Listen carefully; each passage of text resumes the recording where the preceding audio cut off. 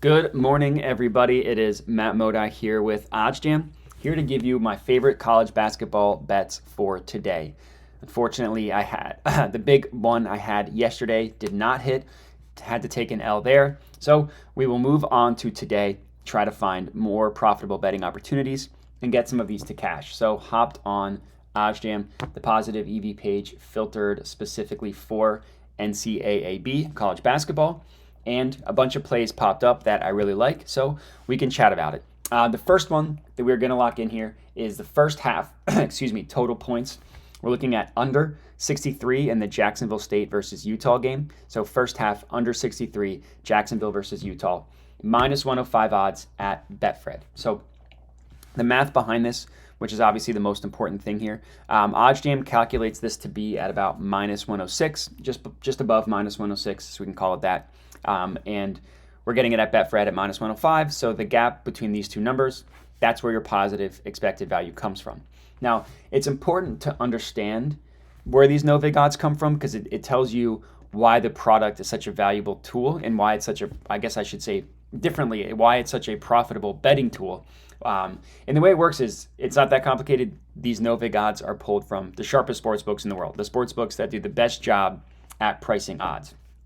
Basically saying, hey, all those different sharp sports books say it should be priced one way, and then OddsJam scans odds from all the major sports books, looking at millions of different data points, and then pulls up situations where we're getting more favorable odds than the no-vig line. It would basically be like if all the reputable stock exchanges have Apple stock priced one way, and you were able to get them at a price lower than that, that would be a profitable stock exchange. It's kind of what we're doing here. We're shorting markets. We're investing in betting opportunities that we're getting better odds than the sharpest sports books, the most accurate, the smartest, are telling us. So over time, if you're consistently taking advantage of these opportunities, you will be profitable. In terms of what we look for of when to place a bet, the math obviously takes 4 seconds to look at, but there's still additional stuff that I like to look into before deciding whether to place a bet or not. So for a play like this, right, it's a total, first half total. Not every single sports book is going to have this total priced at 63. So if you view the event page in a new tab, you just want to see where other sports books price this total at. So we're taking it to go under 63. So it looks like Pinnacle, the sharpest sportsbook in the world, prices this at 62 and a half. And then Caesars prices it at 63 as well, but they're giving you basically 50-50, where Betfred thinks that the under is the least likely scenario, which means that we're getting a profitable betting opportunity here. Pinnacle, which is the sharpest sportsbook in the world, has it at a half point lower, saying, hey, we actually think this over-under should be priced below this number. And I know that beating Pinnacle's line by half a point doesn't sound like that big of a deal upon first glance, which I understand, but you have to keep in mind that as much as we like to say sportsbooks are sharp and square, on average, they do a pretty good job at pricing odds. So if this total lands at like exactly 62 or exactly 63, that wouldn't be that crazy of an outcome because the sharpest sportsbook in the world has it at 62 and a half. So if it does land at exactly 63, you at least push your bet. And if it lands at exactly 62, then your bet wins. So these small little victories are very important over the course of time when you are placing a bunch of different profitable bets. It can go from like not profiting when you're betting on sports to profiting. It can be that big of a difference over 500, 1,000 bets, beating the closing line, even by half a point. So the Jacksonville State, Utah, first half under 63, minus 105 at Betfred is my first betting pick for today. Let me refresh this, make sure I'm working with the most up-to-date odds.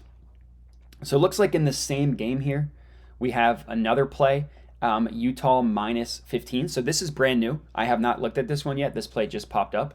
So I can show you exactly what we look for when I'm deciding whether to take a play or not, because this is brand new. So the no-vig odds have this at minus 111.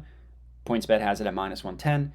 EV percent of about 0.5%. It's on the lower end, but that doesn't mean I'm just going to automatically avoid it. You want to see where every sportsbook is pricing this play at. So if we're looking at just blankly minus or Utah minus 15, PointsBet at minus 110, the rest of the books have it in the minus 120s, right? Minus 125, minus 129, minus 122. That's a good start. But we want to see where other sports books price this main line at, right? Like not every single sports book is going to have their main line at minus 15. So let's view this one and let's view the event page in a new tab, see where the point spread is priced at. So we are getting minus 15.